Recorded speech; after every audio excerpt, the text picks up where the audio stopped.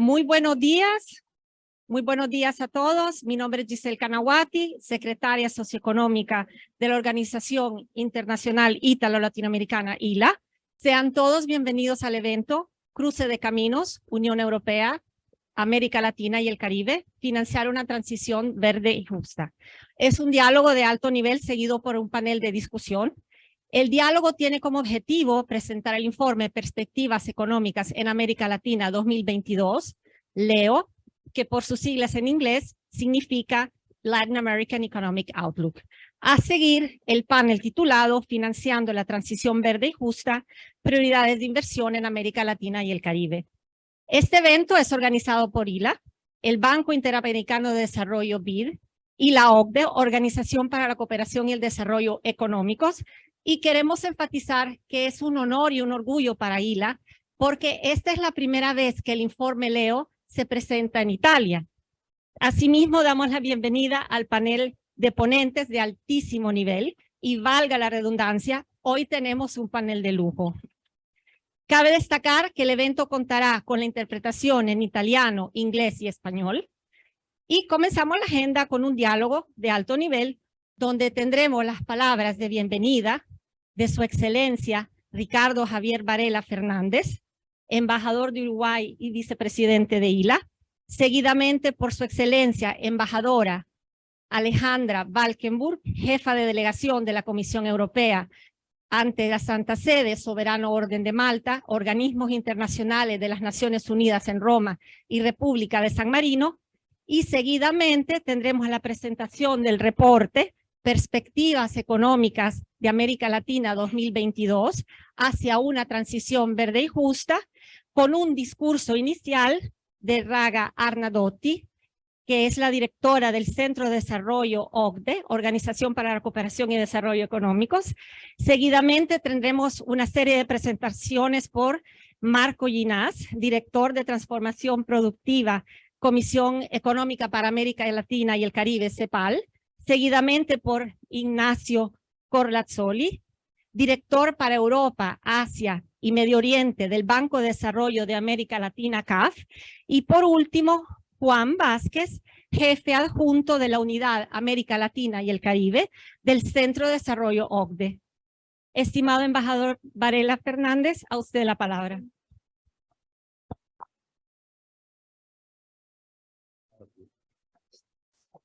Buenos días.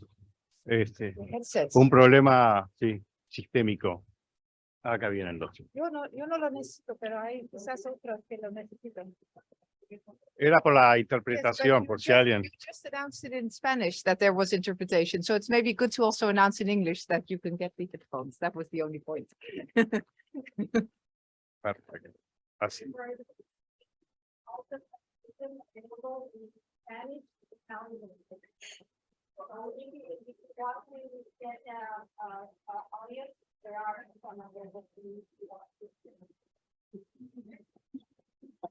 Perfecto. Entonces damos comienzo. Señores embajadores, señora secretaria general del IILA, a todos muy buen día. Este ejercicio que iniciamos ahora es bastante particular y especial para todos nosotros, porque creo que llega en un muy buen momento. Es un gran desafío a veces poder reunir instituciones de tanto peso y tanta importancia, porque cada uno está en sus temas específicos. Pero en esta oportunidad, como ya la directora había adelantado, estamos reuniendo al OCDE, al BID, a la CAF, a la CEPAL, es decir, a todas las instituciones que tienen que ver con América Latina y América Latina con el continente europeo. Llega en el mejor momento. El mundo no está fácil, y lo sabemos. Hay una pregunta que América Latina y Europa siempre se hace es, ¿estamos haciendo lo suficiente? ¿Tenemos que hacer más? ¿Somos prioritarios? ¿No somos prioritarios? Y en los últimos años esa pregunta ha estado siempre presente.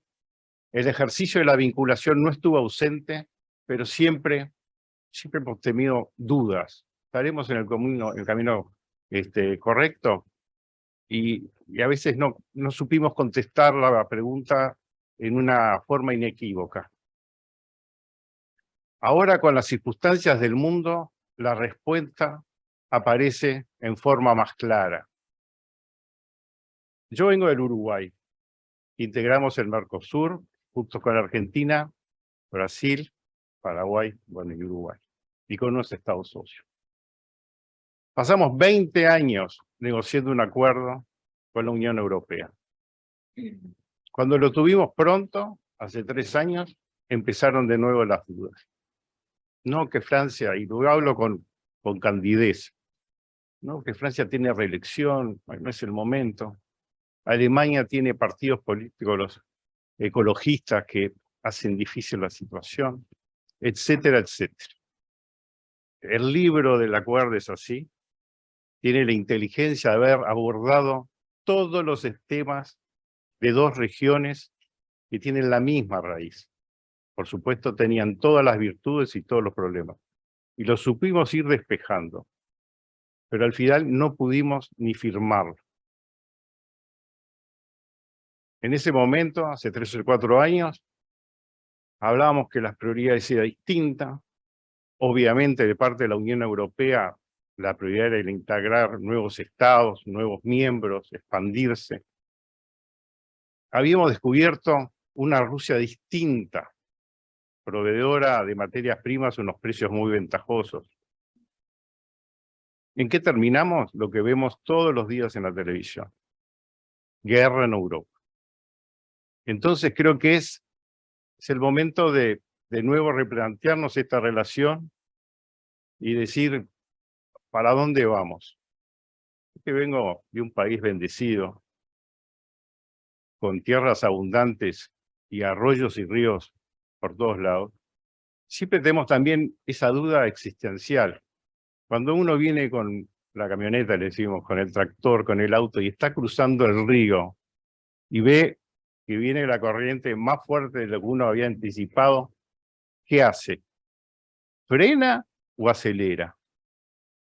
Bueno, hay anécdotas de todo tipo. A veces uno acelera y sale bien, y a veces uno se hunde. Pero la mayoría de las veces, mejor es acelerar. Es dale que te quedás, dale que te quedás. Yo creo que Europa y América Latina está en esa encrucijada. Ayer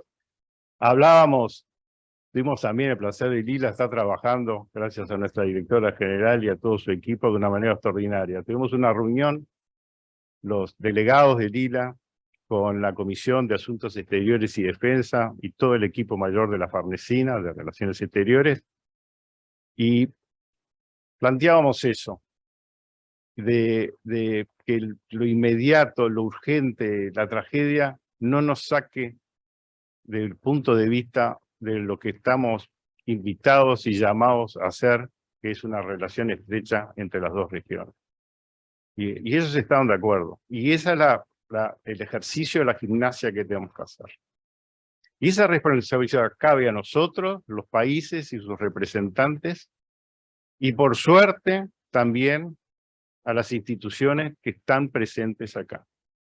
Yo veo acá a la representante del BID. El trabajo del BID de los últimos 40 años con la región ha sido extraordinario. Los programas de infraestructura, etcétera. Veo la CAF creciendo todos los días. Veo a la CEPAL, que desde el primer día nos ha dicho, este es el camino. Miren, estos son los estudios. Esta es la orientación económica que tendrían que tener, o por lo menos les estamos dando los resultados de lo que ustedes están haciendo. Y no, pienso que no me olvido. Y bueno, y la OCDE y la presencia que tiene en su evaluación estratégica, en sus proyectos de resoluciones, en sus informes. Bueno, toda esa estructura está intacta. Hoy más que nunca la necesitamos y la apoyamos. Por eso yo festejo esta instancia y agradezco y me detengo acá porque estoy rodeado. Nosotros le hemos dicho acá dentro del instituto, dijimos, necesitamos vincular más las organizaciones y los países y lo que han hecho es ponernos a todos más apretados. No era eso lo que decíamos nosotros. Era un sentido figurado, y nos han puesto todos así. Eso, bueno. Muchas gracias a todos, y creo que tú tenés en primer lugar la palabra, ya te la concedo. Muchas gracias.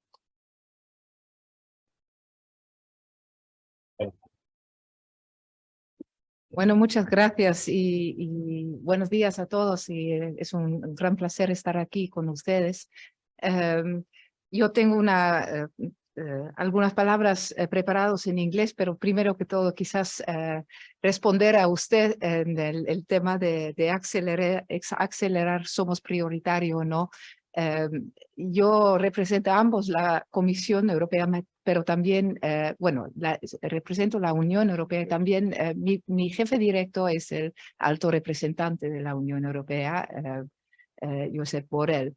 Y si hay alguien que ha respondido esto de manera positiva, es él. Y entonces quería decir esto, sí estamos fuertemente comprometidos a replantear y reforzar esa relación y la cumbre que viene en julio realmente es un momento importante para esto y todas esas reuniones que tenemos, que esta forma parte de una serie de reuniones que están como reuniones preparativos en algunos temas claves que hemos definido conjuntamente. Yo creo que eso, de nuestra parte es realmente muy claro que queremos reforzar las relaciones entre la Unión Europea y Latinoamérica y el Caribe. Entonces, and now I switch to English because my notes are in English and otherwise I get too confused. Just as the strategic importance of the EU-CELAC summit. It is the first summit in 8 years, and this is, for us, it's really an important moment. As you mentioned, the geopolitical environment has changed dramatically since the last summit. And that is here in Europe, the Russian war of aggression against Ukraine, which has global effects. I work a lot on global food security, where there you see those global effects very clearly, but of course it goes much further.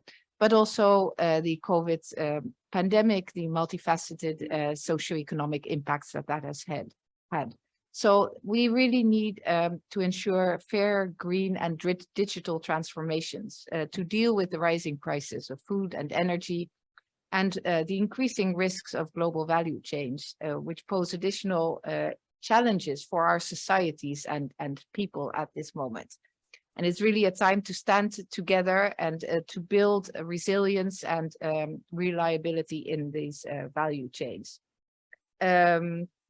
I think in both regions, we share values and interests, and we've set, I think, very common goals, political priorities such as climate change, digital transition, and social inclusion.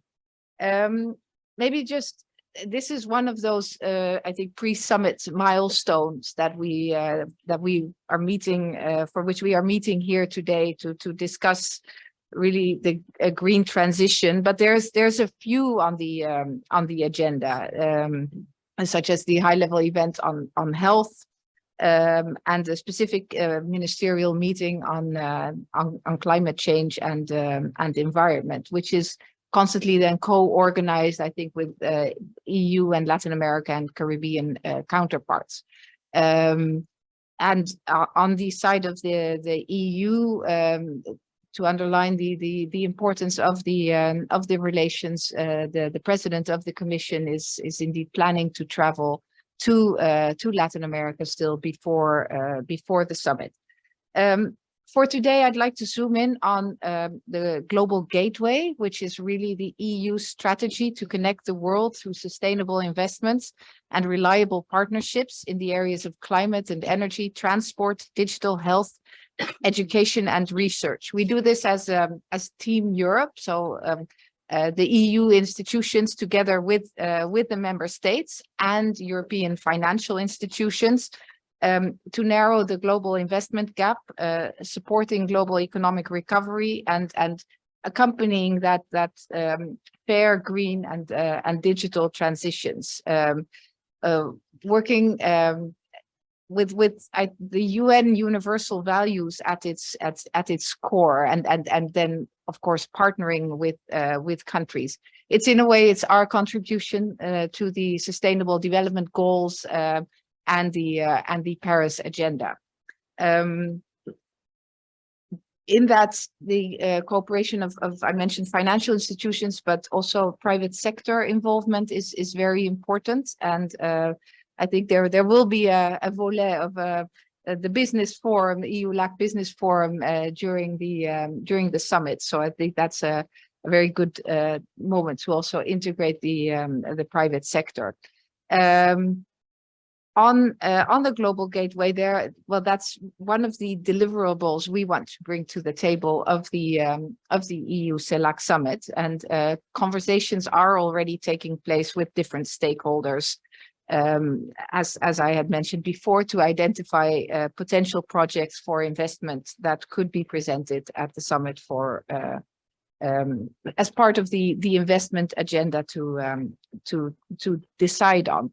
So I think the theme of today, the green transition and financing for that, is very much linked to our vision in this in the global gateway, and I'm really looking forward to the discussion, and I think it's really one of those central themes that I think that we want to bring to the summit. So happy that we can have this discussion, and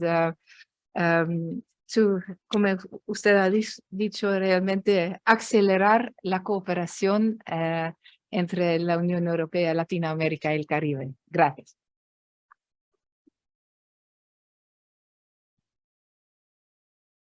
Muchísimas gracias al embajador Varela Fernández y a la embajadora Valkenburg por sus palabras de bienvenida. Y comenzamos la presentación del reporte Perspectivas Económicas de América Latina 2022 hacia una transición verde y justa, con el discurso inicial de Raga Arnadotti del OCDE, Organización para la Cooperación y Desarrollo Económico. The word to you. Thank you very much, Ambassador, for having us on behalf of IILA, and a special thanks to my good friend, who just with all of our engagement up to here has led me to believe that we have we're only beginning a very good relationship between the OECD Development Center and IILA, and this event is a good testament to what can happen when we have a good dialogue and good friendships. So thank you very much, Antonella, for receiving us, and also to the European Union. Thank you for your introductory remarks and all of the EU's contribution to the work that we at the OECD are doing for LAC. And of course, I can't leave out my good partners in crime here from both from CAF and from CEPAL. This presentation of the Leo, which is our flagship report, and I hope that all of you know Leo by heart and have a copy of the report on your bedside table, because it's something that you can not use to fall asleep, but to ensure that you have sweet dreams, because we are trying to identify challenges and find ways to resolve them. And we have an ongoing series that we are organizing with the IDB and the European Commission to the lead up to the EU-CELAC summit in July, in order to highlight the LAC country views on how to shape this EU-LAC partnership. And we are very proud of the solid tradition of the participation between our institutions, and the high level good important attendance here today is a testament to that. And also today marks a special occasion for us here, because this is the first time that we are presenting the Latin American Economic Outlook in Rome. alongside our co-authors and key partner institutions. And I hope this is only the first of many. And we know that Latin America matters for Italy and Latin America and the Caribbean, I might, of course, add, matters for Italy and vice versa. We are therefore very pleased to be presenting the Leo here today, and focusing on this year's Leo focuses on the green and just transition, as has been said here. But before we dive into the Leo, let's take a step back and consider where things stands for Latin America and the Caribbean regarding the green transition and the challenges that come with that. The climate is changing in the region, and I know, and we know from our exchanges with policymakers throughout the region that they are worried. They're concerned about this fact, and they're right to be concerned. If we look at changes in rainfall, droughts, and floods, which are affecting the lives and livelihoods of citizens in Latin America and the Caribbean, causing significant agricultural and livestock losses, protecting vulnerable populations is key, as they suffer the most from these effects, unfortunately. The year 2020, just to give a few statistics, was one of the warmest in the region's history, one of the 3 warmest in Central America and the Caribbean, and the 2nd warmest in South America. Rising temperatures combined with the effects of unregulated land use are also causing an increasing number of forest fires. In recent years, South America was the epicenter of devastating fires in Argentina, Brazil, Colombia, Paraguay, and Peru. And the overall trend towards greater warming continued in 2021 in Latin America and the Caribbean. So indeed, by any economical and social measure, the LAC region is extremely vulnerable to the impacts of climate change.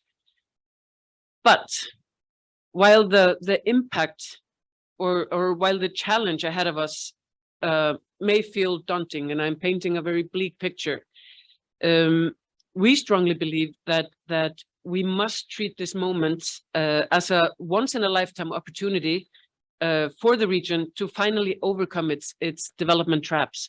Because in every challenge, in every crisis, there are opportunities. And if we do this right, this could be a turning point for Latin America and the Caribbean. And this is the approach that we take in the Leo of 2022, which, as I said, looks at the green transition in all of its dimensions and explores how we can best seize the green opportunity. And to be more specific, the Leo offers advice on how to protect vulnerable groups from climate change. It proposes ways to shift to more sustainable and diversified sources of energy and production. It outlines pathways to creating high-quality green jobs for Latin Americans. It highlights effective financing options, such as environmental taxes, emissions trading, a gradual phase-out of fossil fuel subsidies, and innovative debt tools like green bonds. And finally, it discusses how to build a broad consensus for the green policy reform, which is, of course, a very necessary ingredient in getting these forms through, because in a transition, there are always going to be winners and losers, and we have to make sure that we are all on the same path. I just want to give an example of a concrete example from my home country, Iceland. Take off my development center hat for just a couple of minutes, because we have a concrete example from the 70s, how a country could take advantage of a crisis to undertake the green transition long before that term was even invented. Because Iceland went through a crisis when in the oil crisis in the 70s, where oil prices surged, and we needed, we heated our houses, and we need to heat our houses in Iceland. Oil prices went through the roof, and simply we couldn't afford to import all of this oil. It was very, very uneconomical. While we were sitting on a domestic resource, geothermal energy. So with policies, the government, the policymakers, everyone came together and identified what are the risks and challenges to utilizing the geothermal resource. It was financing, and it was very risky. So the policies that were made were to mitigate the risk by establishing a fund where companies could get financing if the exploration, which is very risky, if it was successful, you paid back the loan. If not, it defaulted on the state. So in 10 years, the whole country was, or less than 10 years, was transformed from oil to geothermal energy, which now 40, 50 years ago has totally transformed our society. And all of the value streams from geothermal utilization that have been exploited and explored since then, nobody could foresee them. So it is such with such conviction that I can just encourage us to look at the situation in the LAC region with a green transition as an opportunity, and this is what will be discussed in the Leo presentation here today. And this is indeed an ambitious agenda, and it has both global implications and important national specificities. And if we want to understand this, and if we want to succeed, we have to realize that there is no single pathway to a just green transition, and we need to appreciate the wide range of starting points and contacts.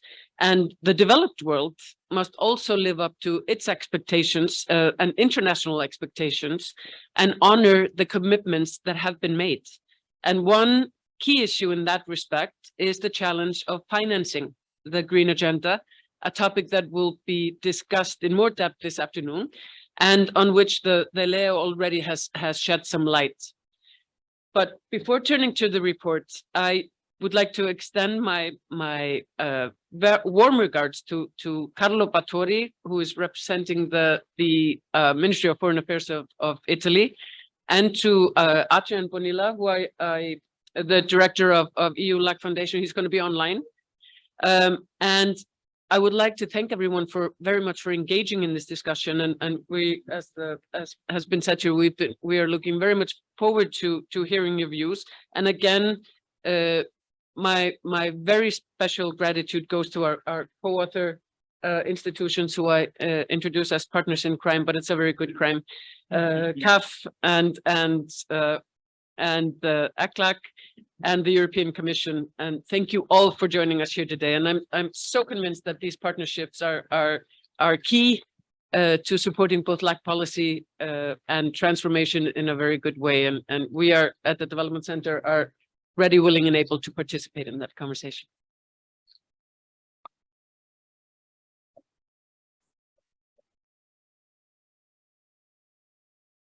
Thank you very much, Director Arnadotti, for your speech. Muchas gracias, Directora Arnadotti, por su discurso. Y pasamos a la presentación, a las ponencias, comenzando con Marco Linaz de la CEPAL.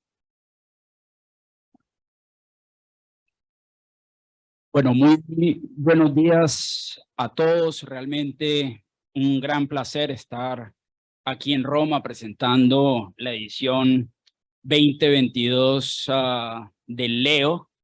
Yo ahora muy rápidamente voy a pasar a inglés porque me ocurre lo mismo que a la embajadora Valkenburg, que tengo preparadas mis notas en inglés, pero adicionalmente porque quiero que mi muy buena amiga Raga entienda perfectamente las palabras que vamos a pronunciar el día de hoy. So I would like to start by expressing my congratulations and my gratitude to our partners in this amazing and challenging adventure of putting together the Leo every year, together with the OECD's Development Center and the European Union and the Latin American Development Bank, CAF. We have the opportunity and responsibility of addressing the region's different development challenges. I would also like to thank the Ítalo-Latinoamerican Institute, IILA, and particularly to its Secretary General, Antonella Cavallari, for her hospitality and for hosting us today in this wonderful venue. As Raga said, the 15th edition of the Leo tries to analyze the challenges and opportunities that a green and just transition would represent for Latin American and the Caribbean, and offer a series of policy recommendations to improve the well-being of our citizens and the protection of the region's ecosystems.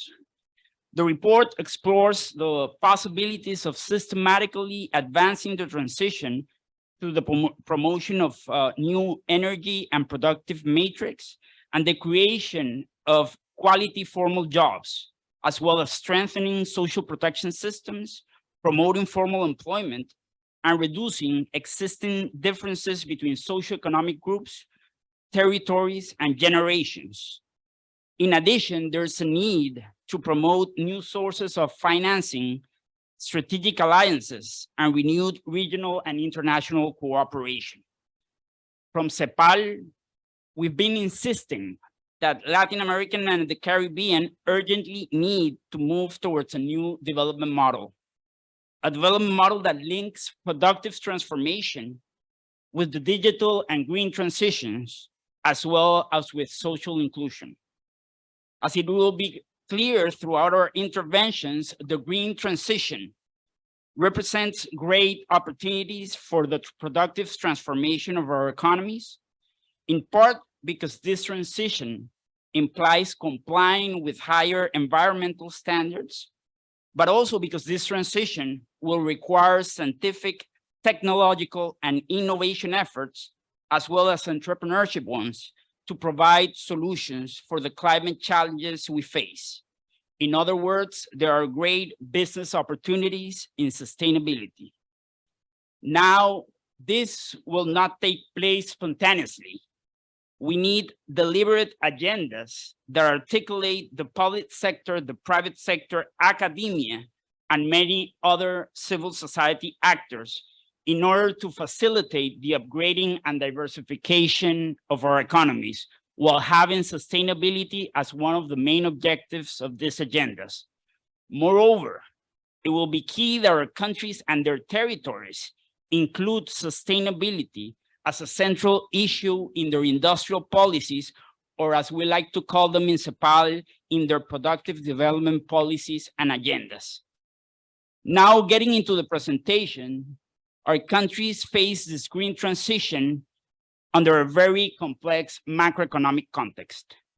Our projections for the world's economic growth for the coming years are not the most encouraging. A slowdown in GDP growth rate is expected, going from 3.1% in 2022 to 1.7% in 2023. The prospects for Latin America and the Caribbean are no different. According to our estimates, the region closed 2022 with a 3.7% growth rate, and in 2023, we expect a significantly lower rate of around 1.2%. With this growth level, our region will be completing a decade in which the average growth will amount to only 0.9%. That is much less than the 2% achieved by our region during the infamous lost decade of the 1980s. In other words, we're ending an even more lost decade than the lost decade. This poor economic performance that the region has been experiencing since 2015, to which the effects of the pandemic and the war between Russia and Ukraine have been added, has had a disproportionate effect on the most vulnerable population. By the end of 2022, 32.1% of the population of Latin America and the Caribbean was in poverty, and 13.1% in extreme poverty.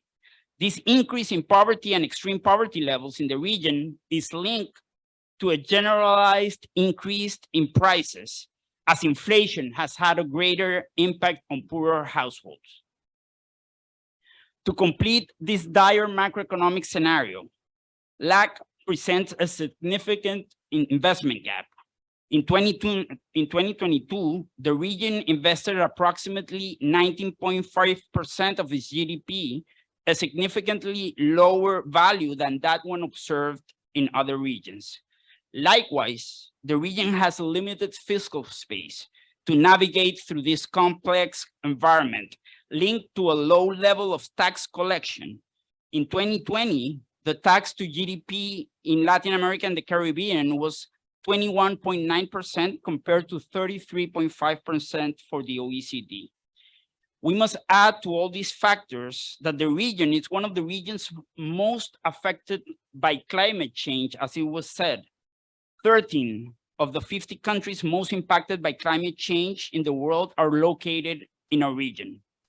That, despite not being a great polluter, I think the presentation is not, okay, there it goes. The next one. That despite not being a great polluter, greenhouse gas emissions from Latin American and the Caribbean countries are proportional to the size of its population and much lower than the emission of other regions, of other developing regions. In this complex recovery scenario, this report highlights the possibility of considering the green transition as a game changer that allows us to go beyond the fight against climate change. We're talking about a transition that can provide a unique opportunity to combine economic and social measures with green policies and financing in an integral way to enhance investment, growth, employment, and well-being. As Professor Ricardo Hausman from Harvard University has been saying, developing countries must not only think about how to reduce their emissions, but also about how we can contribute to the decarbonization of the rest of the world. And that leads to enormous opportunities for economic growth. To conclude my intervention, we must be clear that the transition entails some challenges and threats, particularly for a region that still has limited financing and no access to some technologies and capabilities. In this sense, it will be essential to strengthen our collaboration and commitment to working together towards a new model that prioritizes productivity, sustainability, and equality in line with the 2030 Agenda and its 17 Sustainable Development Goals. Ladies and gentlemen, addressing local and global challenges requires more than ever an integral approach to partnership and a new perspective of cooperation and joint work based on common interests, shared values, and strong complementarities, increasing the exchange of experiences, strengthening peer learning, and taking advantages of multilateralism is vital in a world where no one can save themselves on their own. Thank you very much.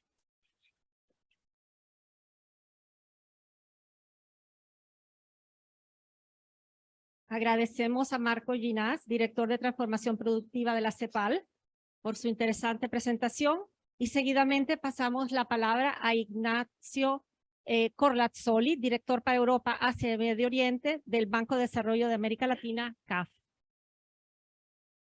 Señor Corlazzoli. Just to follow with the logic of the presentation, may I take now the role to make it more, yeah, so there was a mistake in the order. So, Ok, entonces cambiamos, vamos a hacer la presentación de Juan Vázquez, jefe adjunto de la Unidad América Latina y el Caribe del Centro de Desarrollo OCDE. A usted la palabra. okay, thank you very much. Thank you, Marco. Thank you, of course, to the IILA for hosting us. It's a pleasure to be here. Thank you, of course, also to the IDB for being a close partner and for partnering with us for this whole day of events and this discussion. And of course, to our very dear partners, CAF and IILA-C. And well, let me switch to Spanish in this bilingual mode that we are having today. I know, first of all, that Raga speaks better Spanish than she says, so she understands. And second of all, she's heard me many times, so it's okay if this time you don't get everything. Bueno, pues nada, muchas gracias a todos, como decía. Y bueno, pues Marco nos ha dado ya unos primeros mensajes fundamentales sobre la situación que vemos en América Latina y el Caribe y algunas de los desafíos y oportunidades de esta transición verde de la que estamos hablando en el LEO 2022. A mí me gustaría poner el énfasis sobre una dimensión esencial de esta transición verde, que es algo que decimos en el LEO, que es que debe ser una transición justa. Y bajo esta palabra o este concepto de justicia, evidentemente podríamos tener muchos debates, podríamos incluir muchas ideas, pero hay un eje central que destacamos en el LEO, que es la creación de empleo. Es fundamental que esta transición verde nos permita generar empleos de calidad, empleos formales y permitir a los trabajadores en sectores que van a perder dinamismo y empleos transitar hacia los nuevos sectores emergentes. Ese es un mensaje fundamental que queríamos dejar en la sala. En ese sentido debemos entender cuál es el punto de partida. Tenemos una región que, como ustedes saben, tiene una importante predominancia de empleos informales y esto tiene gran relevancia cuando hablamos de la transición verde por dos elementos. En primer lugar, porque la informalidad implica sistemas de protección social débiles o una buena parte de la población que no tiene acceso a protección social. Y esa protección social va a ser fundamental cuando transitamos a un nuevo modelo. Por lo tanto, repensar y fortalecer esos sistemas de protección social debe formar parte de la discusión de la transición verde. Y en segundo lugar, porque debemos pensar en que los nuevos empleos que se generen sean formales. Debemos aprovechar esta oportunidad para avanzar hacia esa nueva formalidad de la que hemos hablado en muchos casos. En general, solemos decir que aproximadamente la mitad de los empleos en América Latina son informales. Ese es un dato que hemos ofrecido desde diversas instituciones, pero un dato también muy interesante que presentamos en el LEO es cómo se distribuye esa informalidad a nivel del hogar. Es decir, cómo se componen los hogares, y lo que vemos, que me parece un dato a destacar, es que un 45% de los hogares en América Latina tienen a todos sus trabajadores o a todos sus miembros en la informalidad. Por lo tanto, son hogares de particular vulnerabilidad y donde se deben enfocar buena parte de los esfuerzos cuando pensamos en la transición verde.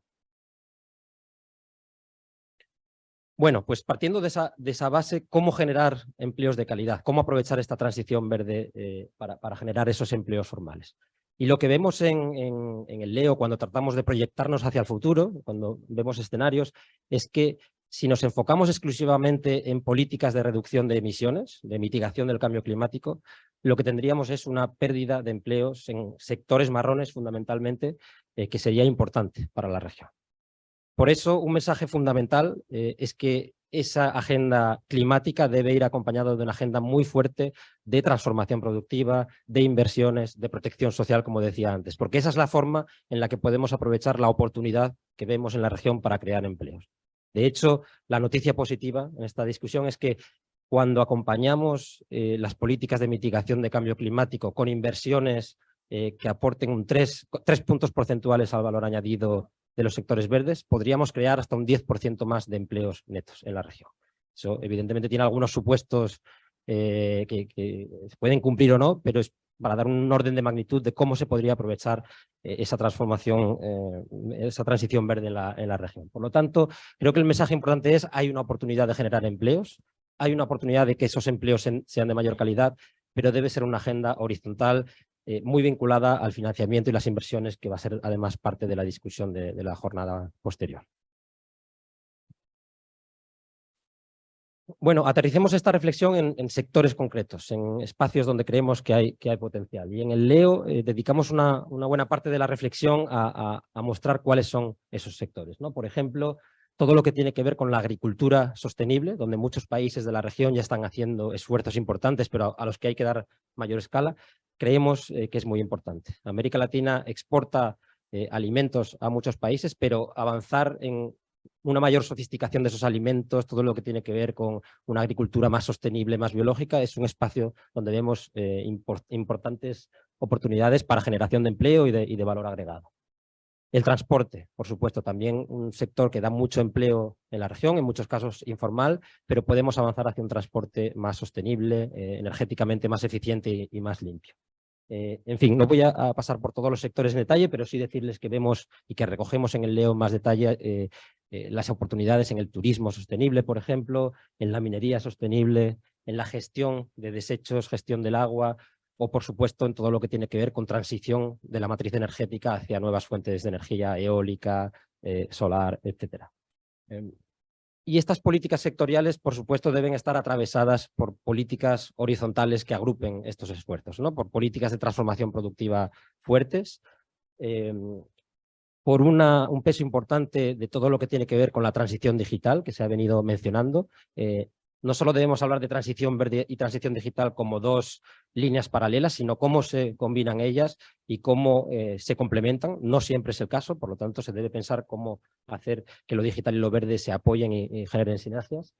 En fin, todo esto debe estar agrupado en torno a grandes estrategias y esas inversiones deben estar vinculadas precisamente a esas estrategias, entender las necesidades de los países, las prioridades de los países para que ese financiamiento acuda a ellas. Y finalmente, bueno, para dejar también algunos datos y algunas reflexiones sobre esas oportunidades que vemos en la región, decir que creemos que en todo lo que tiene que ver con la transformación y transición energética, la transformación de la matriz energética es una de las grandes oportunidades que tiene la región. No solo por bueno, pues la matriz que ya tiene actualmente, que tiene un tercio prácticamente de energías renovables, mientras que a nivel mundial vemos que solo un 13% de las energías renovables forman parte de la matriz energética, sino por todo el potencial que vemos hacia adelante de energía solar, energía eólica, hidroeléctrica, etc. Ese es uno de los puntos fundamentales. Otro punto importante tiene que ver con las materias primas y los recursos de que dispone la región. 61% de las reservas mundiales de litio, que como saben es fundamental para baterías o para otros desarrollos tecnológicos de la transición verde, 39% de las reservas globales de cobre, 32% de níquel, de plata, en fin, creo que esto es algo que está ahora mismo en el debate, es fundamental, pero es fundamental además acompañarlo de políticas de desarrollo que permitan que extractivismo, digamos, no sea necesariamente como el del pasado, sino que se acompañe de generación de valor, de generación de hubs industriales, de clústeres en torno a esa extracción de minerales fundamentales. En fin, quería dejarles algunas ideas sobre estos aspectos que he señalado y evidentemente todo esto genera muchas preguntas de cómo avanzamos en esa transición, sobre todo cómo la financiamos, cómo generamos los consensos necesarios en torno a ella, sabiendo que, como decía Raga, pues habrá ganadores y perdedores, cómo cooperamos mejor a nivel internacional, que también es parte de la discusión. Esas son las preguntas difíciles, así que me permito dejárselas para Nacha. Así.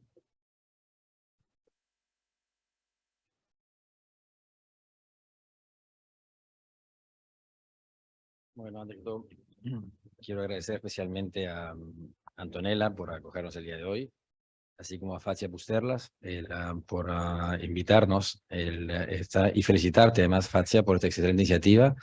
Creo que llevar este diálogo previo a la presencia europea de España, tanto en Berlín como en Roma, es una gran iniciativa de parte del BID. Creo que genera un momentum justamente en Europa, en diversas capitales, así que creo que es una excelente iniciativa conjuntamente con OCDE y el BID. Ese es el primer punto. Obviamente agradecer a mis partners in crime, como dijo Raga acá, tanto CEPAL como la OCDE. Yo no puedo, embajadora, dejar de ser decirle hoy, usted está rodeada de 2 uruguayos, con lo cual el embajador Varela ya levantó el punto del Mercosur. Creo que la Unión Europea tiene, si no me equivoco, 27 acuerdos con 27 de los 33 países de CELAC. Creo que es hora y ojalá que bajo la presidencia española logremos alcanzar el acuerdo del Mercosur. Desde ya nosotros estamos sumamente comprometidos con ella y la incentivamos en ello. La embajadora arrancó con unas palabras del alto representante Borrell, que él ha venido enfatizando en varias reuniones, en la última en Santo Domingo, en el cual él decía que en la región tenemos, además de ser socios naturales, debemos de pasar a ser socios preferenciales. Y por socios preferenciales, él viene hablando de que compartimos no solo valores, sino que también tenemos que compartir intereses comunes. Y en eso la región, lo que puede ofrecer la Unión Europea es soluciones conjuntas. Y acá tenemos justamente una de las soluciones que es con respecto a todo lo verde. Y ahí ustedes tienen que ver desde Europa, América Latina y el Caribe, y esto Fácil lo viene enfatizando también, nuestra región como una región de oportunidades. Tenemos un momentum muy favorable, acabamos de pasar la cumbre iberoamericana en Santo Domingo, vienen diálogos con otras regiones, y ahora se nos viene por primera vez en 8 años la cumbre en Bruselas, que como bien decía la embajadora, una cumbre empresarial, que estamos ANBID y CAF trabajando junto con la Comisión Europea en ello. Va a haber una cumbre política, de la cual estamos muy a la expectativa, y después hablaré lo que desde CAF vamos a hacer en la cumbre a nivel de ministros. Pero creo que tenemos un momento favorable precisamente para tratar estos temas y para trabajar con los socios, como el IILA precisamente, en identificar soluciones. Así que, nuevamente, Antonella, muchas gracias por tenernos el día de hoy. Ahora sí voy a cambiar al inglés, porque yo tenía la presentación en inglés y por respeto a Raga.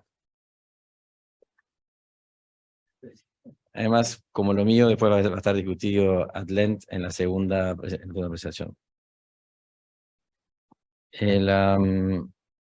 I think the main point here is that we're going to be discussing the source of funding, no? So coming from a bank, it's best for us to discuss where the funds are going to be coming in order to finance such a transition. So we have no doubt, a very, very difficult region at the moment regarding budget. As you know, last week we had IMF and World Bank spring meetings. Growth for the region is going to be around 2%.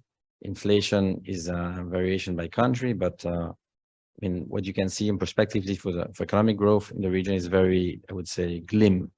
Even though there's a light optimism from 6 months before, but no one is expecting that interest rates are going to go down at the moment. So the question comes for us, how to finance this transition within the current context. Public debt, on top of that, has increased. The ratio is almost 100 points higher than it was before 10 years ago when we had the commodity boom. And for the Caribbean country, it's even higher. You have to take into context that Latin America and the Caribbean, it's a very heterogeneous regions. While we do have some countries who are growing, who are taking advantage of the fact that they're exporting, I would say, fossil fuels, others have to import, and that's the majority of the countries. So I'd like to make a special emphasis here for the Caribbean, and taking into consideration their debt. At the same time, you also need to take into account, and that's something that Borrell is also emphasizing, that you need, according to OECD colleagues, the ratio for our tax revenues in the region is around 22%, while it's up to, I think it's 11 more points at the OECD levels. So that's something, and it varies from within the region. You have certain countries such as Uruguay or Chile, which might have a higher tax rate than, for example, Guatemala. Among that, within many countries, and it's going to be varying, but mostly according to the banks, we're working on different instruments, very different instruments in order to finance such a transition. So I'd like to make, I'd like to point what the region is already doing. And we've been very active in what we call the green, social, sustainable, and sustainably linked bonds, also the famous GSSS. We have had in the region, I would say the most important examples are Chile, for example, who had a release of bond back in March 22, where they had 3 times more requests of what was issued. We had Colombia, which for the first time had made a green bond in local currency. And Embajador Varela, you should be very proud that IDB strongly supported Uruguay. And actually last week you had in the banker, you had the Personality of the Year, which is the director for public debt in the Ministry of Finance in Uruguay. Uruguay probably released the most interesting and appealing bond, green bond for the region. It's the first linked bond as such, has been a very strong appetite from the market, especially European markets. And I think Uruguay is setting the trends of where the region should be going and ought to be going. Now, the Minister of Uruguay, the Minister of Finance of Uruguay, is challenging us, all the banks on the IDB, World Bank, CAF, and others. And she's asking us that we start to work the way the private market is doing, and that we start issuing operations where if Uruguay complies with a matrix, energy matrix or green matrix in this case, we have to lower our interest rates for Uruguay. So that's the new challenge. And she said that not only at the Development Committee at the IMF last week. So that's the new environment where we're working and where we have to find joint solutions. And this is, I think, the new trend for the region. I mean, you might have seen yesterday, President Petro met with President Biden. He insisted yesterday when he has 3 points of his meeting. One of them is debt swap for nature. And President Biden already, have agreed that the US is going to be submitting a proposal at the IMF for debt swaps. We had discussions last week where we believe that financial institutions should be engaging with European partners at the upcoming summit, where, for example, what we call SDR, so the drawing rights, European drawing rights should be put into better use for Latin American economies in order that we can use them as guarantees precisely for climate change operations. We have to find and we have to consider new tools. We can only, and here I want to, Mauricio is here with us from NL, and I want to congratulate you, Mauricio, because what you've done with EIB, for example, is an operation that we all wish we could have tab along. But that's the kind of new tools and new financings and new innovative instruments that we all need for the region. So congratulations on that one, Mauricio. Next time, please consider us as well. On a more quantitative tools, I just want to mention that you have $97 billion total of bonds in the region. In 21, you had more sovereign, and in 22, you had more private sector. But I think it's a new trend that the region is setting. I'm sorry. I think I lost. But anyway, what I just want to insist is that, and since we have the EU ambassador here, I want to insist that we need to take advantage of the fact that we have the European Green Deal, and that should be a reference for the region. And now we need to make the EU Green Deal catalytic for the region. Pat and myself were in Strasbourg earlier on this week. We've been traveling all week long, as you can see. And I keep on insisting on the new numbers. But in the regions, we are investing, it's $1.50 in renewable energy for every $1 we have in fossil fuels. That number is going to increase by 2030 for $9 for every $1 in fossil, in renewables for every $1 in fossil fuels.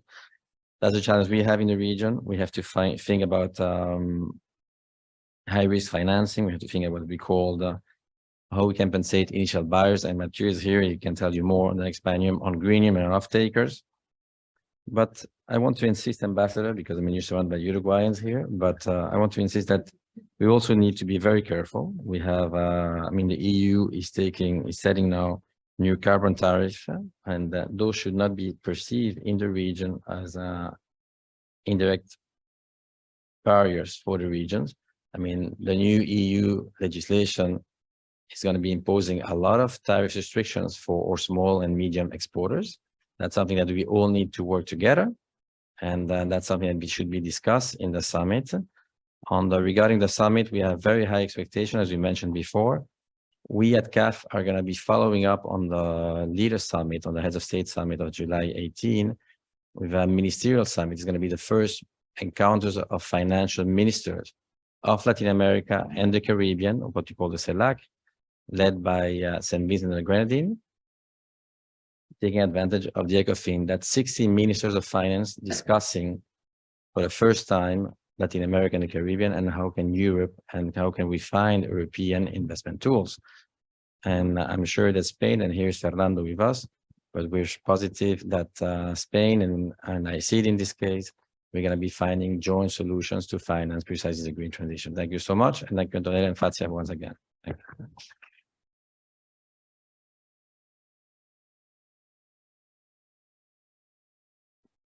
Agradecemos a Juan Vázquez, jefe adjunto del Centro de Desarrollo OCDE, y al señor Ignacio Corlazzoli, director para Europa, Asia y Medio Oriente del CAF, por sus interesantes y puntuales presentaciones. Agradecemos también al embajador Varela Fernández y a la embajadora Falkenburg y a la directora Raga Arnaudotti del OCDE y también a Marco Ginás por su intervención.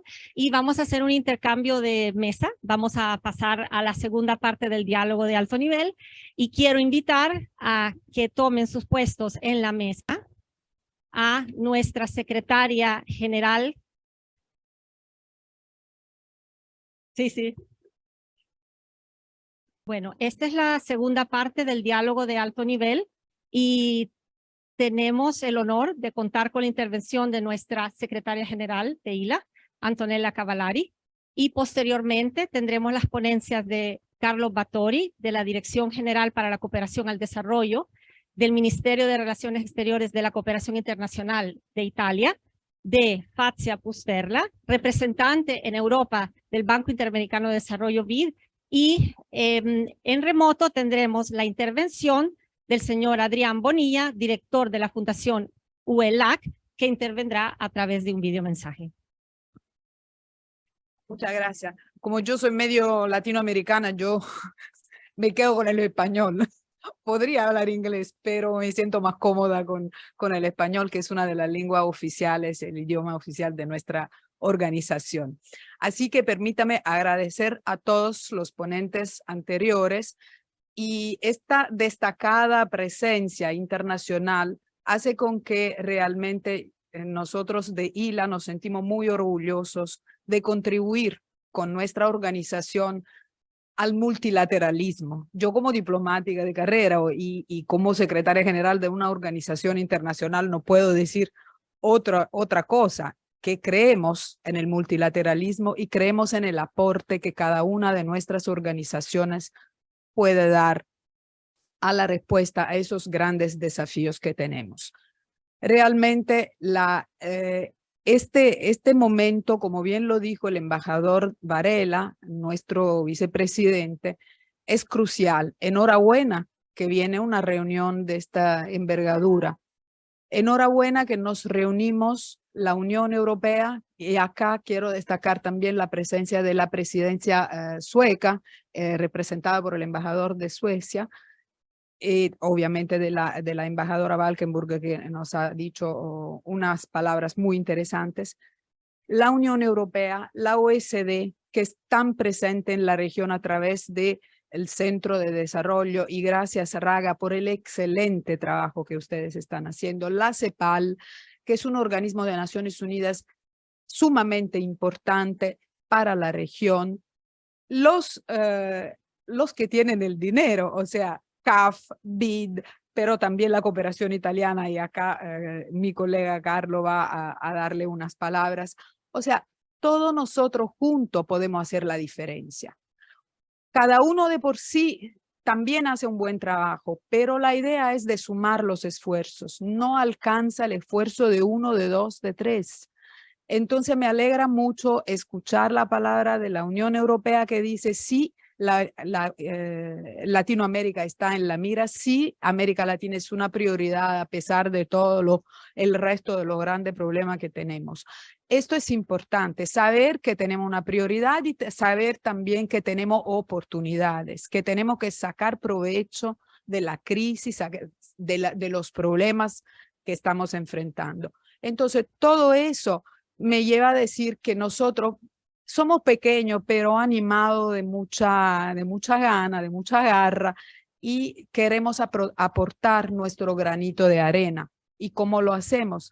Este cruce de camino es una hoja de ruta que tenemos, y ustedes con la presentación del Leo lo han demostrado. El Leo es una herramienta fundamental en esta ruta, en este camino que estamos emprendiendo, para sacar provecho de la crisis, para enfrentar los desafíos.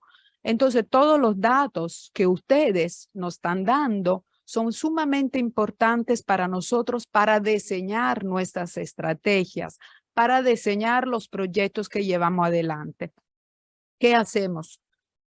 Nosotros tenemos como enfoque principal la agenda de trabajo de la IILA, que es una agenda que surge a raíz de compartir ideas con los embajadores de los países miembros. Es una agenda de trabajo compartida, es una agenda de trabajo diseñada a partir de las necesidades de la región que vienen a través de los embajadores acá. Entonces, diseñamos esta agenda de trabajo principalmente con la idea de contribuir al desarrollo sostenible y al cumplimiento de los objetivos de la Agenda 2030. Yo no sé cómo funciona eso. Acá funciona, bien, perfecto. Entonces, lo que creemos nosotros es que es importante fomentar a cada día la relación con el continente latinoamericano entre Europa y América Latina. Tenemos que mejorar también el acceso al financiamiento multilateral de los bancos de desarrollo internacionales y fortalecer el papel de los organismos multilaterales. Esos tres caminos que se tienen que cruzar, yo me voy a detener brevemente en lo que está en el medio. Mejorar el acceso al financiamiento multilateral, hasta porque no quiero repetir cosas que ya han sido dichas, mejor que lo pueda hacer yo. Mejorar el acceso, eso significa hacer con que la cantidad de liquidez que está en el sistema llegue a quien tenga que realmente emprender. Entonces, nosotros hemos visto en la actuación de los proyectos que tenemos que muchas veces la pequeña y mediana empresa, que es el tejido social más importante, y eso se va a discutir en la mesa redonda de hoy, no tiene suficiente liquidez. Entonces, ¿qué pasa? Hay mucha plata de los bancos, pero no llega a los que tienen que emprender y movimentar la economía. Entonces, se tiene que mejorar un poco el acceso y eso creo que lo vamos a discutir en la tarde muy bien. Fortalecer el papel de los organismos multilaterales es algo que también depende de quién financia los organismos multilaterales. Entonces, es digamos, un llamado a los países miembros de las organizaciones multilaterales para que puedan contribuir a fortalecer esos organismos, porque son desafíos que tenemos que enfrentar juntos. Nuestra agenda de trabajo, como le decía, una agenda consensuada con los países miembros, está construida de manera que cada proyecto tenga un impacto en uno o más de los objetivos de desarrollo sostenible. Hemos calculado y lo venimos calculando a cada año el porcentaje de cada proyecto, o sea, cuánto cada proyecto ayuda uno de los objetivos. Y cómo pueden transformar las crisis de medio ambiente en una oportunidad de crecimiento, eso ha sido bien ilustrado en la mesa anterior. Pero solamente quiero destacar que esos tres elementos del diálogo, que es lo que hacemos acá en la IILA constantemente a través del diálogo con los embajadores, lo del intercambio de buena práctica y la capacitación son elementos fundamentales. Este último, la capacitación técnica, no ha sido tanto ilustrada en las intervenciones anteriores, entonces le digo, me detengo un minuto sobre eso. Hay que formar la clase dirigente, hay que formar los técnicos, hay que formar quien realmente puede emprender este proceso de transformación verde y digital. Es un proceso muy complejo, tanto complejo cuanto necesario, pero las personas que tienen que llevar adelante este proceso necesitan de una capacitación específica. Todo está cambiando en este mundo, entonces es necesario actuar en el tema de la formación profesional, de la capacitación técnica, porque sin conocimiento no se avanza. Entonces, yo creo que a este punto lo mejor que puedo hacer es pasar la palabra a mis colegas, volver a agradecerlos a todos y decirles que la IILA está siempre a disposición de todos ustedes y que queremos participar de este camino hacia la cumbre de Bruselas. Ya estamos listos como para participar a todos los foros que se están organizando con el sector privado, con la sociedad civil, el Just Transition Forum, Estamos trabajando muy bien con la Fundación UE-LAC. Lamento que el director no pudo venir, Adrián, pero está escuchando o conectado y nos va a dar esta palabra con un mensaje vídeo. Pero con ellos estamos trabajando muy bien a partir de la cumbre que se desarrolló en Buenos Aires, en todo este percurso, este camino que va a llevarnos a la cumbre de Bruselas, que será un momento importantísimo para estrechar vínculos y para diseñar una estrategia. Entonces, el Leo en este camino es fundamental porque, como lo dije, nos da la herramienta para continuar en este camino. Bueno, no sé quién de los dos está previsto y dejo la palabra a Gisela. Gracias, muchas gracias a todos.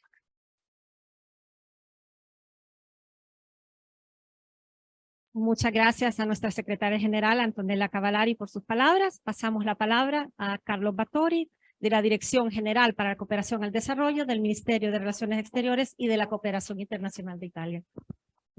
Muchas gracias and thank you very much. My Spanish is barely usable for negotiating with taxi driver in Latin America, so I don't want to impose you my Italiano to impose my Italiano to you, and I admire sincerely Antonella for her perfect Spanish. I would like to thank, first of all, the co-hosting entities of this event, the Banco Interamericano de Desarrollo and the OECD Development Center. I want to especially thank our host, the Istituto Ítalo-Latinoamericano, represented here by the Vice President and the Secretary General. For Italy and for an Italian diplomat, IILA is a sort of 50 years plus icon of friendship between Italy and Latin America. And now it is becoming more and more, thanks to the work of Antonella and her staff, a really dynamic vehicle for concrete and I would say long-term partnership between Europe and Latin America. And I think this has to be really highlighted because it's and it's not a secret. It's a result of the work by Antonella and the most recent management of IILA in the last years. I really appreciated the presentations of the previous speakers. I'm not a Latin American diplomat. I would say I'm not a diplomat expert on Latin America.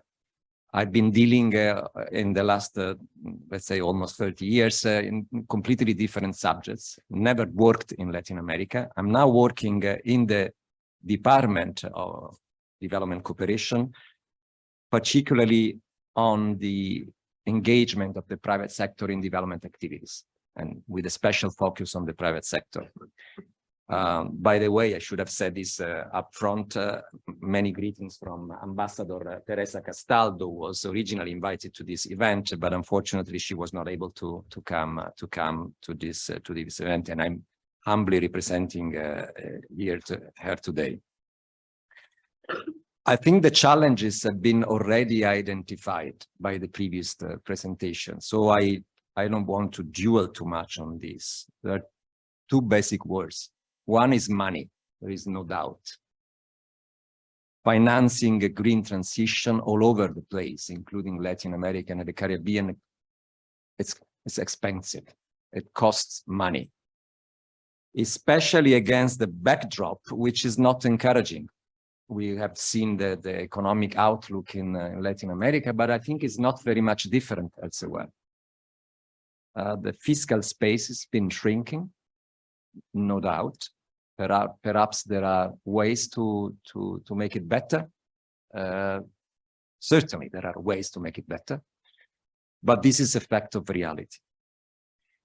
There are new emerging crises all around the world. There is an alarming trend of the attainment of the Sustainable Development Goals that is slowing down. This has not been said, but unfortunately is a sad reality. And I would add also a sort of crowding out effect as a result of green incentive policies, especially in developed countries, that might pose a risk to parallel incentive policies in other areas of the world.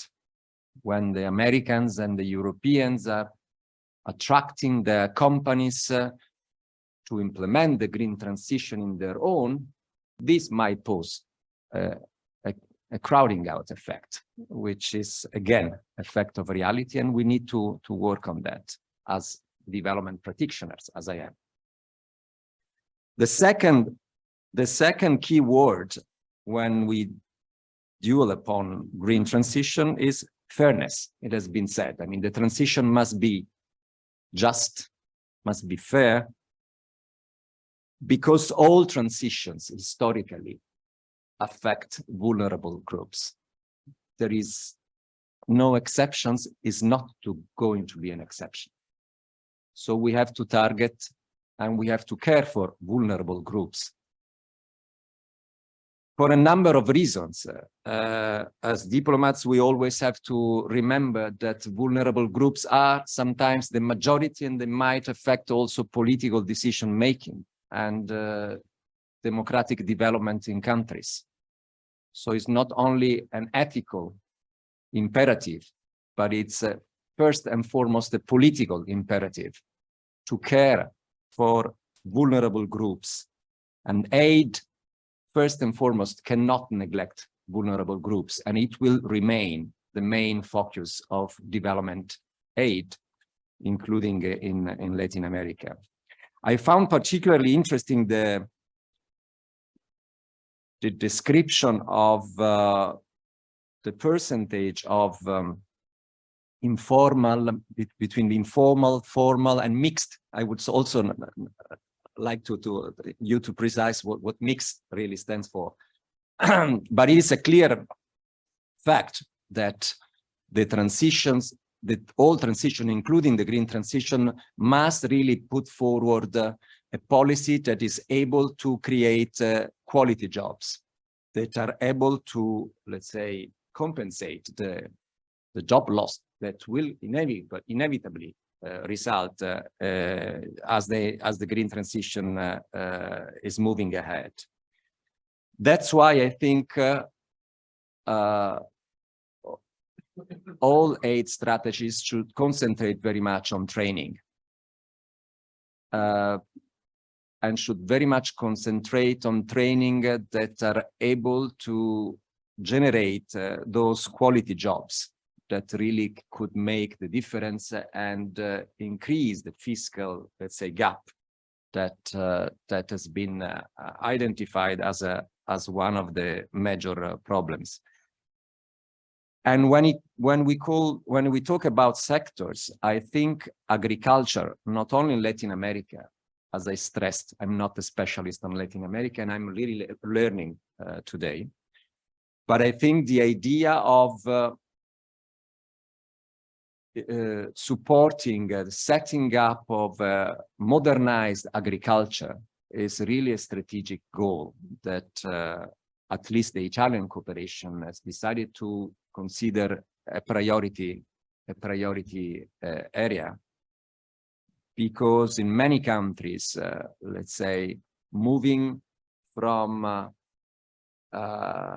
let's say, an archaic type of agriculture or a less modernized type of agriculture into an added value agriculture, as was explained earlier on, could really make the difference and generate that necessary development, economic development that is necessary to empower the, let's say, to empower the policy of each individual state in support of a green transition.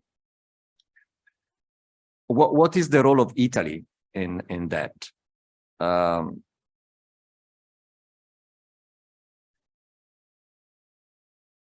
When it comes to money, of course, Italy is not, let's face reality, is not one of the major donors worldwide. We are trying to, in the last years, we've been trying to increase, quantitatively increase our ODA.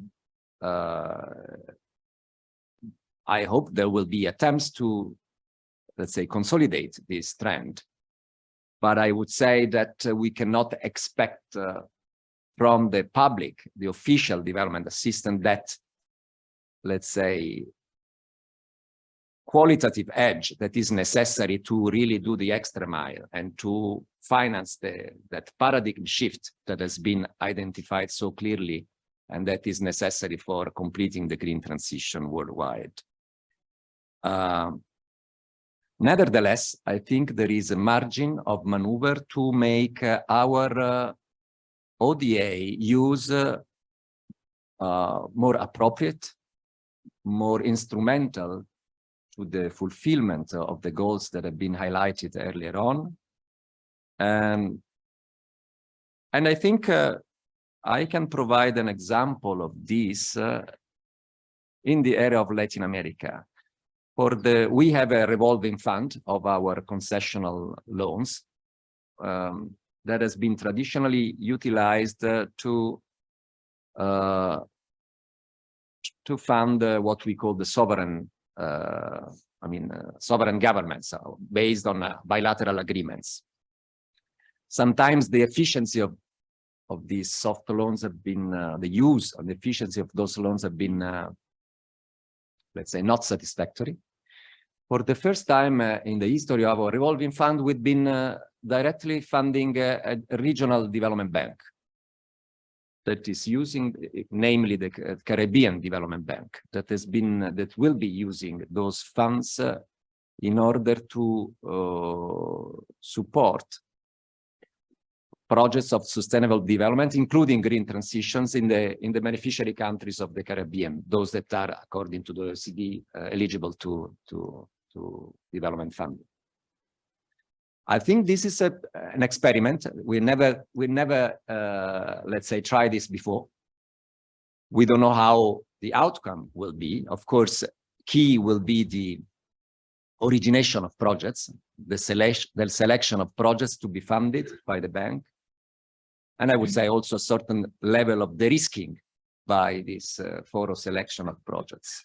We don't know how this will go, but certainly this is an innovation, a possibility to be replicated somewhere else, including in Latin America, in partnership with other development banks or international financial institutions.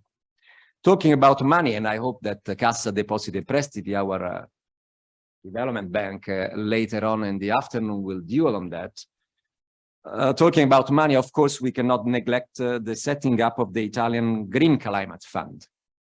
That is 4.2 billion euro worth of funds from now up to 2026, which will be utilized by Italy to honor the pledge made during the COP in order to support partner countries in their mitigation and adaptation policies. It's really, I mean, considering the Italian standards, this is a Ferrari car. And we hope that Ferrari car is not going to stay idle in the garage. And we hope that it will be running all over the place, including in Latin American and Caribbean roads. Of course, there will be a fierce competition because there are a number of countries, so the high CO2 emitters countries in other parts of the world, which are setting up their own national funds, national strategy, national plans for the fair transition, and of course will be competing to attract those funds, including the Italian one. But I hope that Cassa Depositi e Prestiti later on will provide more details, in particular on this instrument. Talking about money, it has been mentioned by the ambassador, our ambassador, the leverage of the EU Global Gateway. This is absolutely important. Italy, as national donor, cannot do virtually anything alone. Our effort must be complemented truly in a Team Europe spirit. with the tools and energies of other European Union member states and the European Commission. This goes without saying. When we talk about money, then I conclude, of course, the official development assistance will not be sufficient. That is for sure.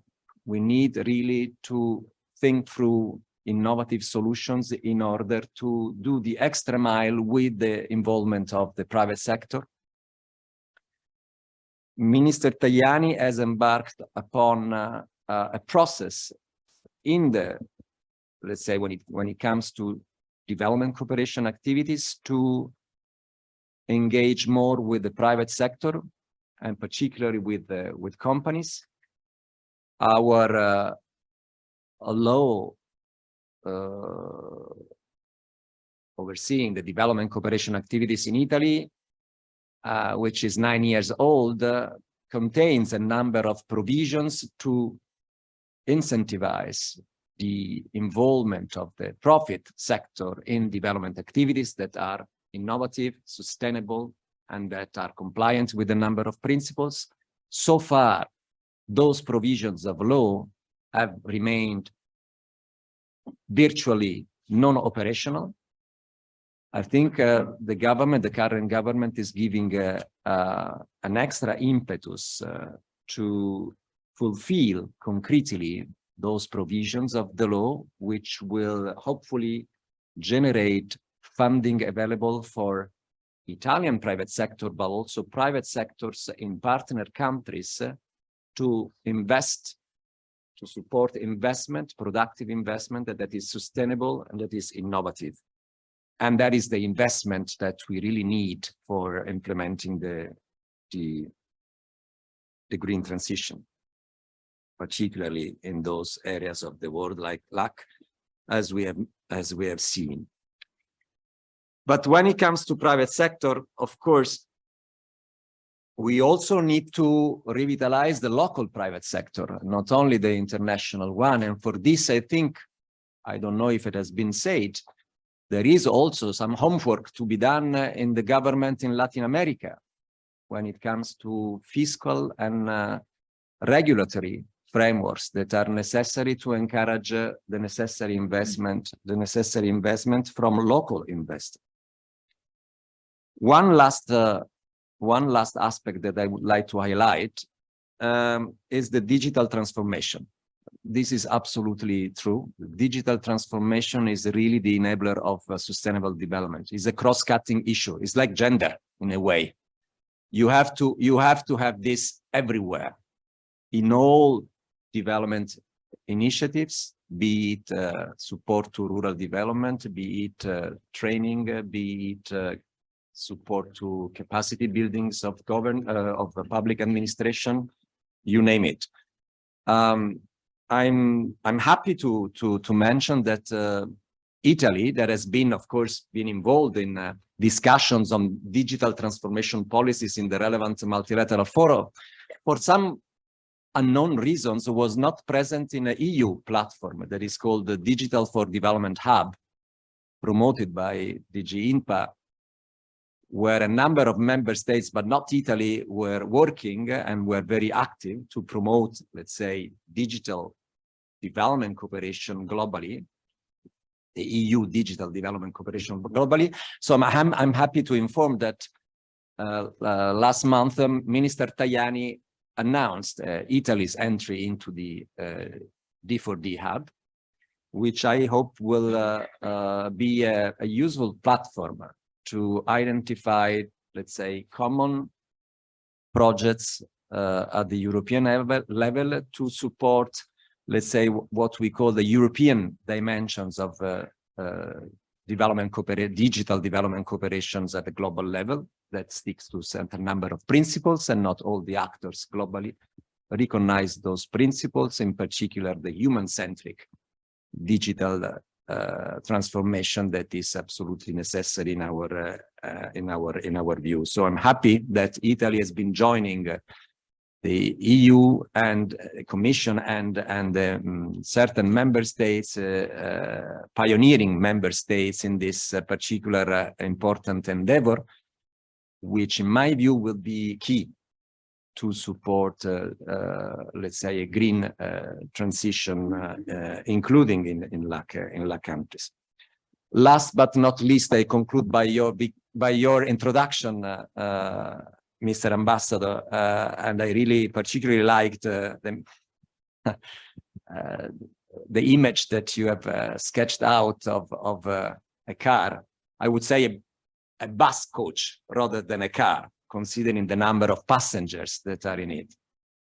And I can assure you, sir, that Italy is not only willing to accelerate the speed of that bus coach stuck in the middle of the river, but if need be, we are even willing to get off the bus and try to push it together with other like-minded friends. Thank you very much. Bye.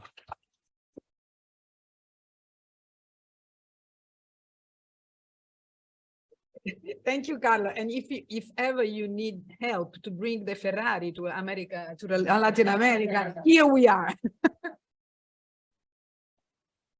Ringraziamo al signor Battori del MAECI per il suo intervento. Muchas gracias. Pasamos la palabra a Patria Pusterla, representante en Europa del Banco Interamericano de Desarrollo. Gracias. Muchas gracias. Buongiorno a tutti. Voy a hablar en español yo también, aunque soy italiana, pero adoptada por la región, ¿sí? Entonces, en primero, gracias Antonella y colegas del IILA. Es un placer estar aquí, pero además tener esta fantástica colaboración. Ay, gracias.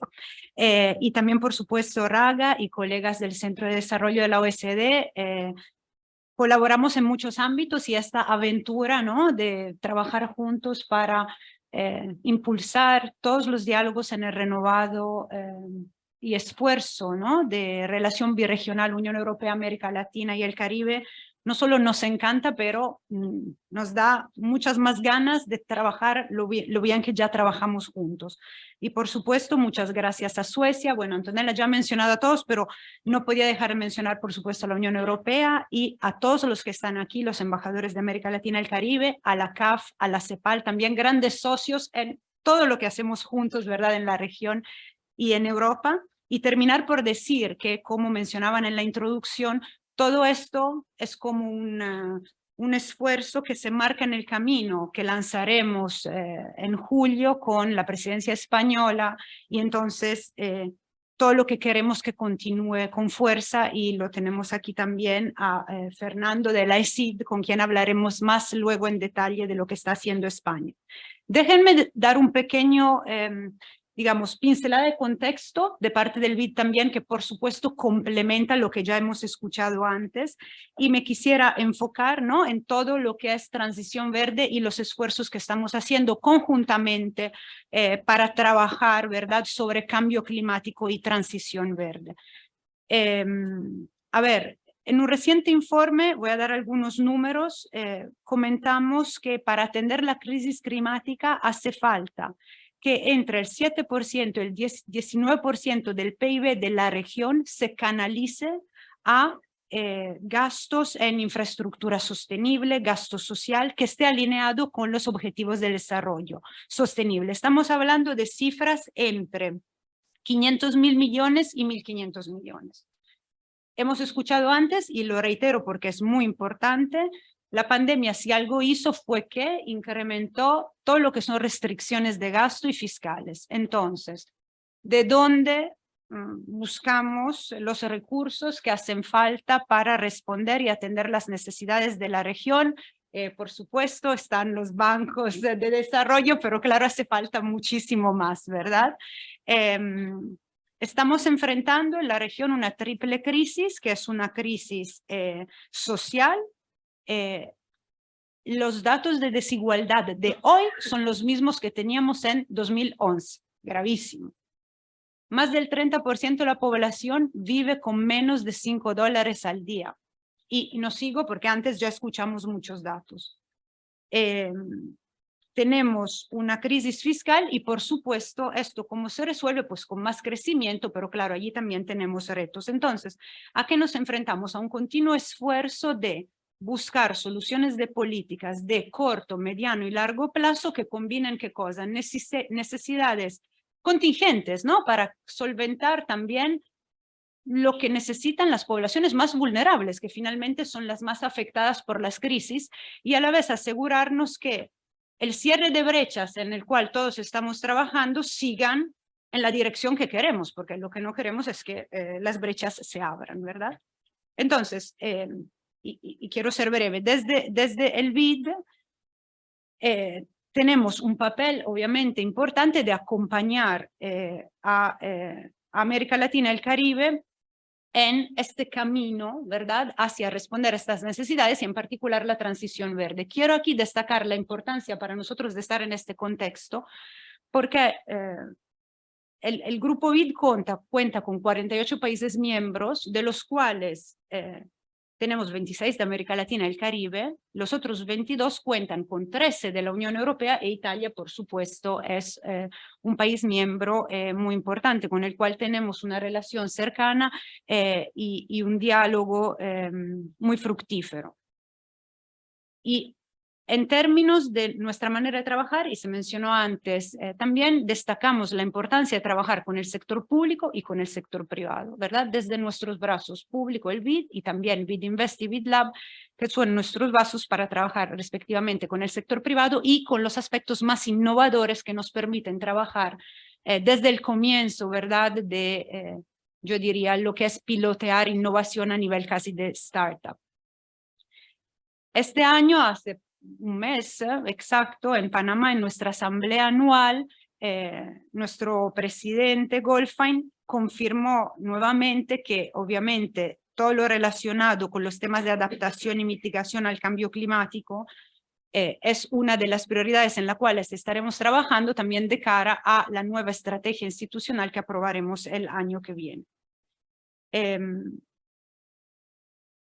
Claro, todo esto está muy alineado y trabajamos en estos esfuerzos. Yo quisiera dejar unos ejemplos muy concretos de acciones que estamos haciendo y el primero que tenía estaba justamente relacionado con el ejemplo de Uruguay que se mencionó antes, ¿verdad? Del bono que se lanzó este año, un bono vinculado a sostenibilidad. Bueno, se lanzó a finales del año pasado, que es un gran ejemplo de un instrumento muy innovador que está teniendo tracción internacional y que queremos replicar. Así que aquí tenemos a todos como para sumar fuerzas. Otro ejemplo que es bien interesante y replicable es una plataforma que se lanzó de transparencia de bonos verdes. La lanzamos para la región. ¿Y por qué es importante? Porque garantiza información clara, transparente y confiable para que los inversores y quien quiere emitir bonos en la región se anime más, ¿ok? Porque tenemos un problema que la región, a pesar de tener todos los elementos por los cuales parecería el lugar ideal en el cual invertir e emitir en temas climáticos, vemos que los números no se mueven tan rápidamente como quisieran. En el panel siguiente vamos a discutir más sobre este punto. Otro proyecto interesante que quiero mencionar en el Caribe, en Barbados, se inserta en todos los instrumentos mencionados antes de Debt to Nature para incrementar justamente los recursos que se canalizan en temas de naturaleza y biodiversidad. Entonces, en Barbados hicimos una operación reciente en 2022 donde se ha completado una conversión de deuda para la naturaleza con una garantía nuestra, ¿verdad? Y eso también permite incrementar una vez más la capacidad de movilizar recursos. Un último ejemplo, perdón, es que tenía muchos, pero veo que es mejor no detenernos demasiado, pero me interesaba hacer un ejemplo sobre Brasil, donde allí trabajamos con fondos canadienses, ¿verdad? En el sector energético, hicimos un cofinanciamiento que permite incluir, ¿qué cosa? Incentivos, ¿verdad? Para mejorar desempeños en temas de género, diversidad e inclusión dentro de lo que es una operación de temas de transición energética, ¿verdad? Entonces, es que han escuchado aquí, ¿no? Recursos, sí, instrumentos innovadores y sobre todo la importancia de las alianzas estratégicas. Esto lo hemos mencionado entre todos antes. Creemos que es fundamental, ¿verdad?, traer a la mesa diferentes actores y diferentes fuentes de financiamiento y también diferentes roles para incrementar nuestro potencial de acción. Les dejo con un último ejemplo muy amplio, que es también todo lo relacionado con lo que se está haciendo en el Amazonas, ¿verdad? Donde allí también, de lo que hemos impulsado desde el BID, vemos un gran interés de nuestros socios de la Unión Europea. En nuestra iniciativa de Amazonas, por ejemplo, ya se han sumado 6 países de la Unión Europea, entre ellos Holanda, Alemania, Suiza, Bélgica y España, y otros trabajan en paralelo a esta iniciativa como Suecia, y se quieren sumar más y estamos dialogando. Así que aquí lo dejo, exacto, no he mencionado uno de los países que nos está aquí hosting, pero aquí lo dejo y muchas gracias por la participación. Claro, lo vi por eso.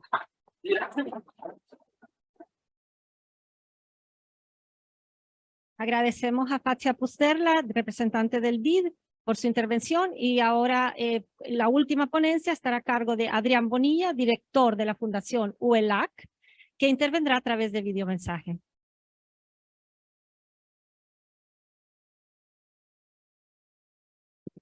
First of all, I would like to thank the Organización Internacional Ítalo-Latinoamericana for inviting the UE-LAC Foundation to join this very interesting and very relevant initiative, this seminar on the European Union, Latin America, and the Caribbean crossroads, and to discuss the idea of financing a green and just transitions. All the activities of UE-LAC Foundation this year are going to be developed around the next summit of heads of state, because that event will provide an opportunity to generate a high-level strategic dialogue on the challenges and opportunities of the bi-regional cooperation between Latin America and the Caribbean and the European Union, and particularly around the green transition.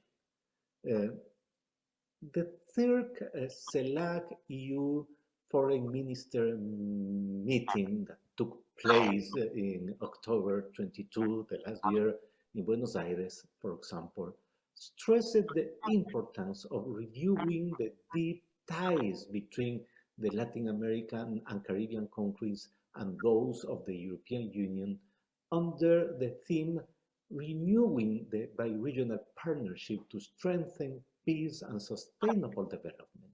The issues discussed by the ministers largely revolved around the shared agenda of the green transition. In addition, at the 7th Summit of Heads of State, the CELAC countries asked other economies, the high-income economies, to fulfill their commitment to jointly mobilize $100 billion per year for climate financing between 2020 and 2025 in order to support middle and low-income countries' policies. The countries of CELAC also stressed the importance, for example, of climate justice, reparation policies in international cooperation, and the need to finance technology transfer to achieve common environmental goals.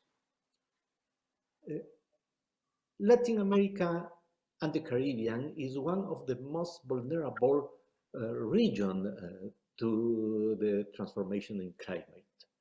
Given the dangerous consequences of climate change in the region, a just transition is imperative and will require the mobilization of significant resources.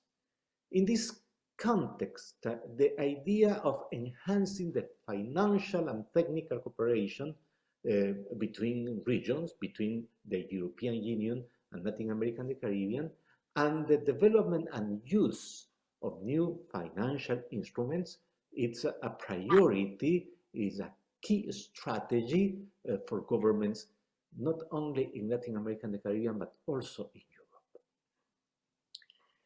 Europe. Deepening cooperation, building networks on the green transition issues between the Latin American and Caribbean societies, not only governments, and the European ones, is relevant, is mutually beneficial, and it has the potential of enabling, in the short and medium term, the achievement of the Sustainable Development Goals of the United Nations. However, in the framework of bi-regional cooperation, it is essential to discuss an agenda to promote a just transition that could be also able to prevent the generation of new purely extractivist strategies in the region and relations marked by extractivism between the European Union and Latin America and the Caribbean, in order to guarantee the environmental protection that is needed by the planet and by the economies of Europe and Latin America and the Caribbean. The UE-LAC Foundation this year has organized its activities around several development objectives and facing the next summit of heads of state. The idea is to accompany intergovernmental scenarios that replicate previous successful proposals, and the idea is also to generate motivations in government agencies, civil society organizations, in order to cope with the challenges of this moment. We are organizing several forums in order to provide inputs to the summit of the heads of state. In what we call, following the United Nations definition, just transitions, we are working to generate relevant contributions from civil society to the bi-regional dialogue and to build bridges between policymakers and civil society. We are working in just transitions on sustainable development issues for both regions. We want to exchange ideas, best practices, and lessons learned on selected topics of the bi-regional agenda. We want to articulate youth organizations from both regions. We are inviting decision makers. We are inviting experts and people with academic background in order to discuss these topics, and we are also inviting several civil society organizations in order to generate discussions to produce a useful deliberation to fit the discussions before the summit of heads of state. So we want to have this opportunity to invite everybody here to follow these discussions and to get access to our platforms and documents. And well, I wish this seminar the best. It would be very useful for everybody, and thank you for inviting us.